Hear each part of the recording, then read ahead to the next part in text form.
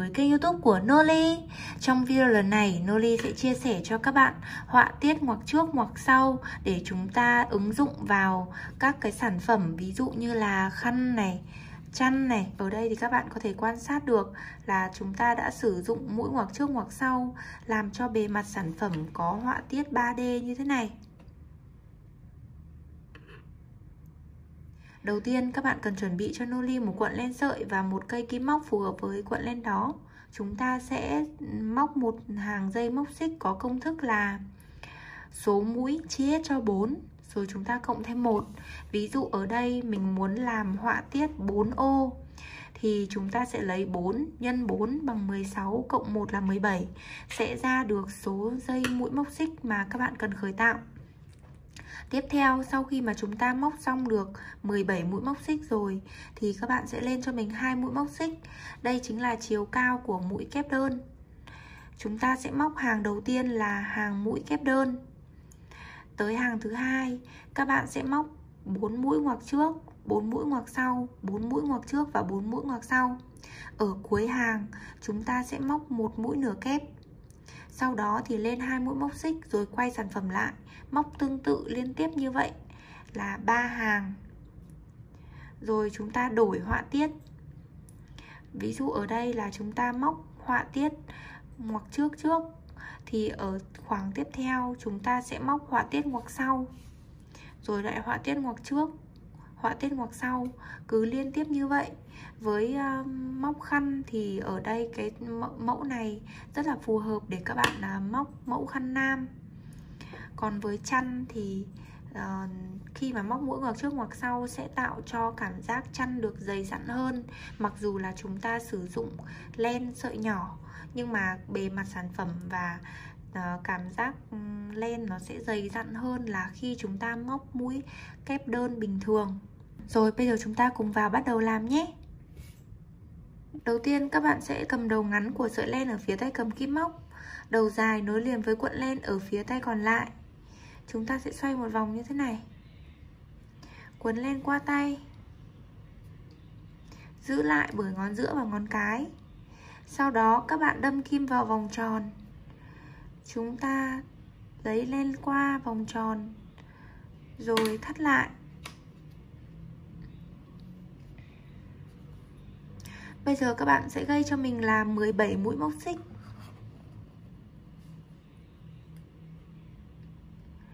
1 2 3 4 5 6 7 8 9 10 11 12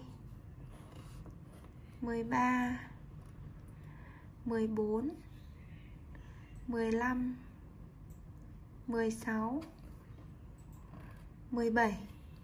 Sau khi đã móc xong là 17 mũi móc xích, các bạn sẽ tiếp tục móc cho mình thêm là 2 mũi móc xích nữa. Đây chính là chiều cao của mũi kép đơn. 1 2. Bây giờ các bạn sẽ đếm từ kim móc 1 2 3. Chúng ta sẽ lấy len và đâm vào chân thứ 3 tính từ kim móc.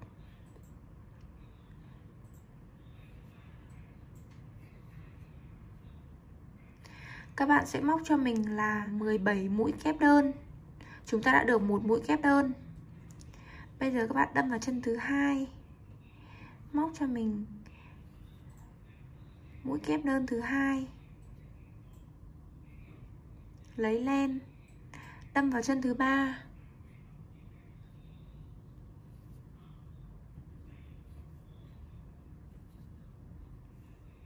lấy len đâm xuống, đi qua 2 vòng tròn trên kim, đi qua hết 2 vòng tròn trên kim.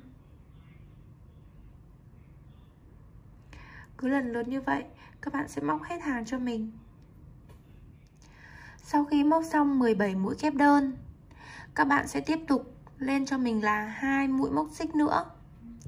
Đây chính là chiều cao của mũi ghép đơn. Và quay sản phẩm lại. Các bạn để ý rằng là ở phần trên này là phần chân của các mũi móc, còn bên dưới là thân của mũi móc.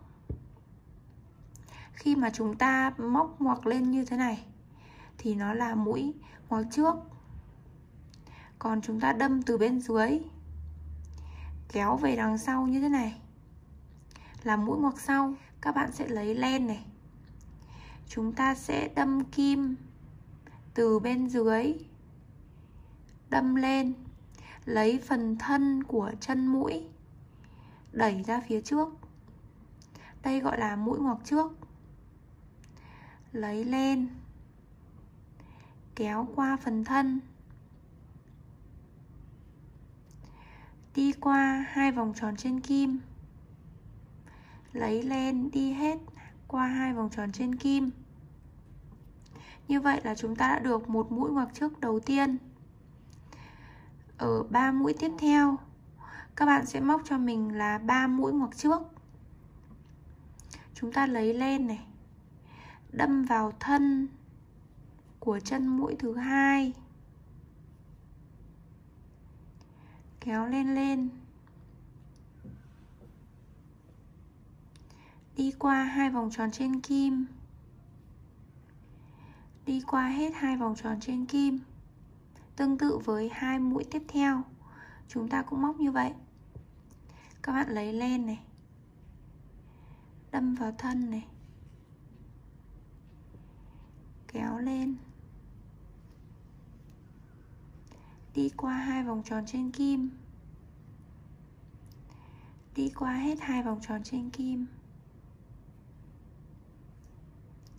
Ở mũi thứ tư cũng tương tự như vậy.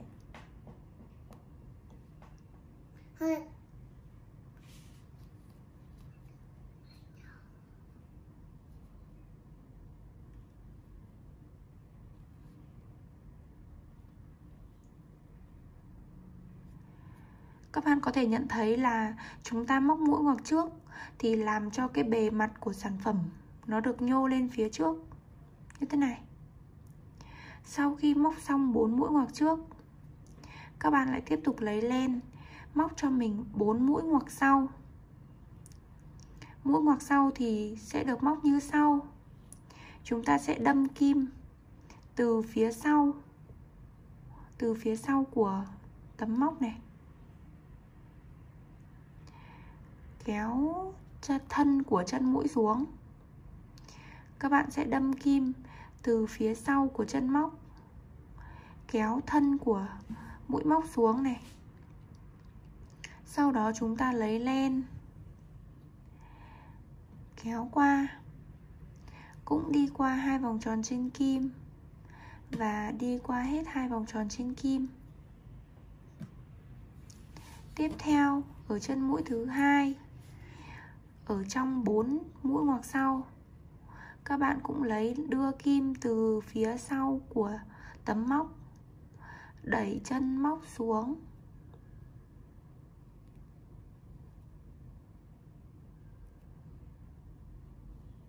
kéo qua,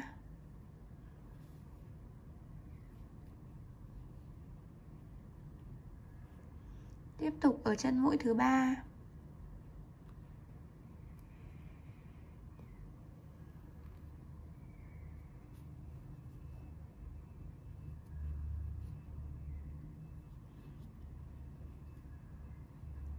chân mũi thứ tư,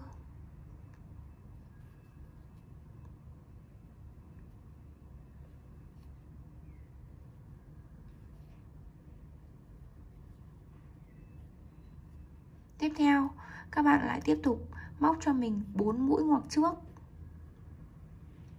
Khi móc mũi ngoặc trước thì chúng ta sẽ cầm kim móc đặt ở phía trên tấm móc, đâm xuống dưới thân và đẩy thân của chân móc lên bên trên.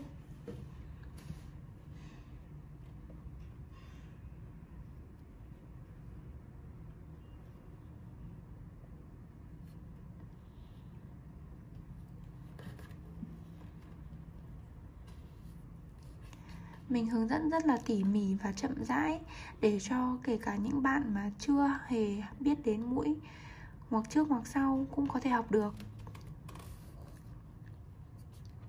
Ngoài ra thì mình đã có video cụ thể và chi tiết hướng dẫn cách móc mũi ngoặc trước và mũi ngoặc sau. Mình sẽ để ở tại phần mô tả của video này. Các bạn có thể kích vào để xem chi tiết hơn nhé.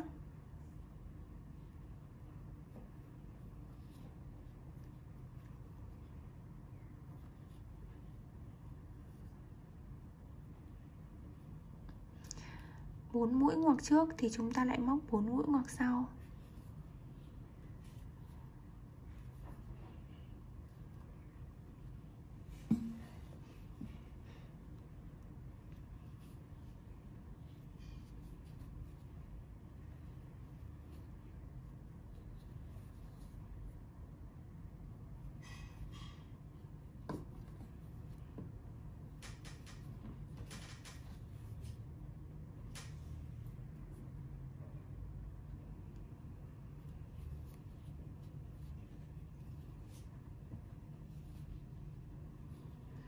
Tới cuối hàng, các bạn chú ý cho mình là sau khi chúng ta đã móc một mũi ngoặc sau cuối cùng rồi thì các bạn sẽ móc cho mình một mũi nửa kép.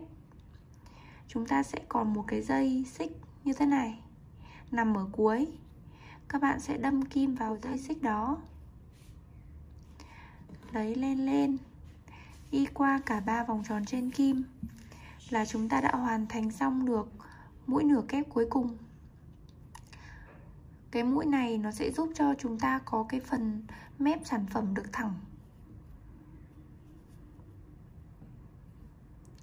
Tiếp theo thì ở hai hàng kế tiếp chúng ta sẽ móc lặp lại công thức như vậy. Bây giờ các bạn sẽ lên cho mình là 2 mũi móc xích, quay sản phẩm ngược lại. Ở đây các bạn thấy rằng là mũi cuối cùng chúng ta là móc mũi ngoặc sau, thì khi quay sản phẩm lại, cái phần ngoặc sau này nó sẽ được nhô lên phía trên, thì các bạn sẽ móc mũi ngoặc trước. Bây giờ chúng ta lấy len này, đâm vào thân của chân móc, đẩy lên bên trên như thế này.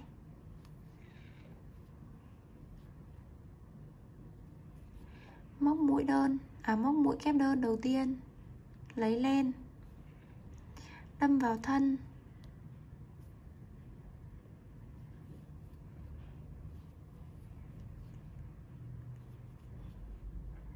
móc mũi kép đơn thứ hai,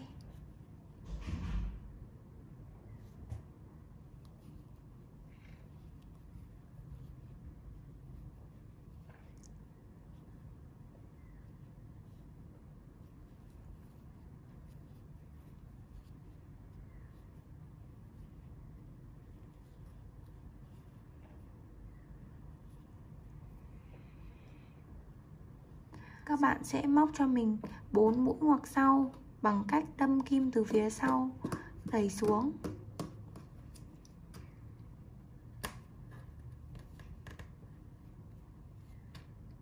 Một,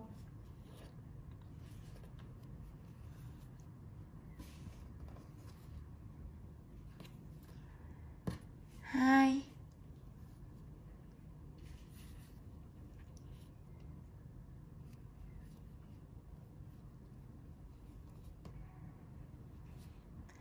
ba,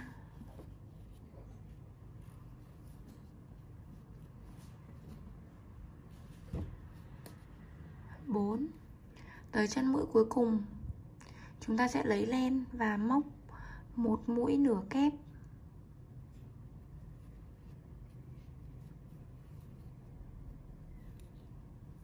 Kết thúc hàng.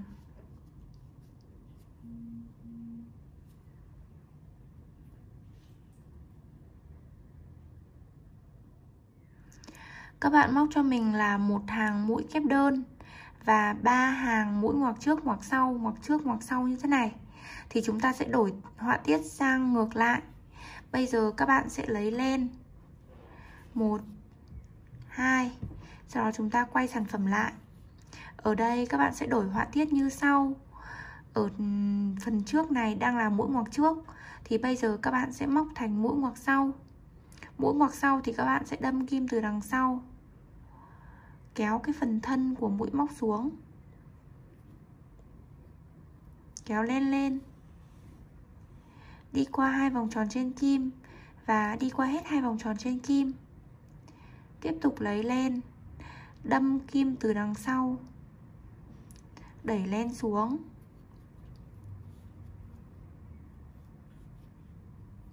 Chúng ta được 2 mũi.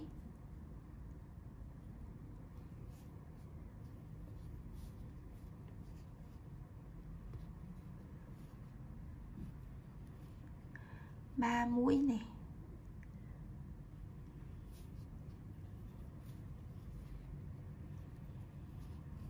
4 mũi. Như vậy là cái phần cạnh mũi này nó sẽ bị nằm ở phía sau, thay vì là nhô lên phía trước như thế này. Còn ở mũi ngoặc sau thì các bạn sẽ lại móc cho mình thành mũi ngoặc trước. Mũi ngoặc trước thì các bạn chỉ cần đẩy cái kim lên phía bên trên của bề mặt sản phẩm, đâm vào thân của chân mũi,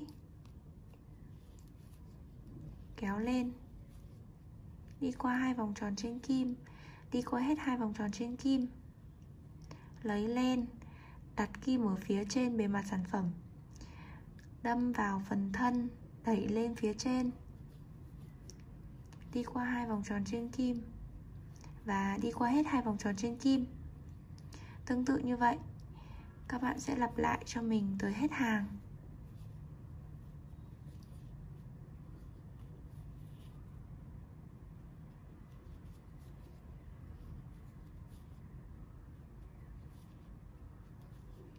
Tới hàng mũi ngoặc sau, chúng ta lại để kim ở phía sau của thân của tấm móc, đâm kim từ phía dưới đâm lên, đẩy phần thân xuống, sau đó thì kéo lên.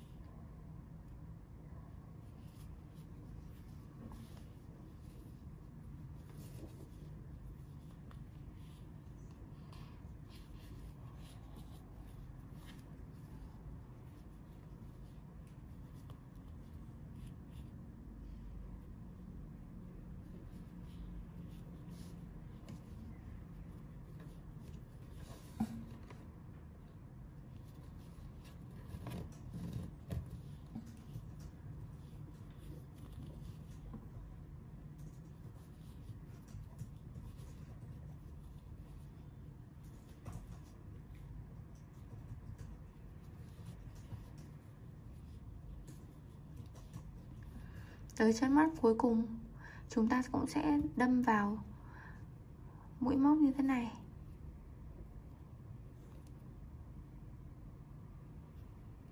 và móc cho mình một mũi nửa kép.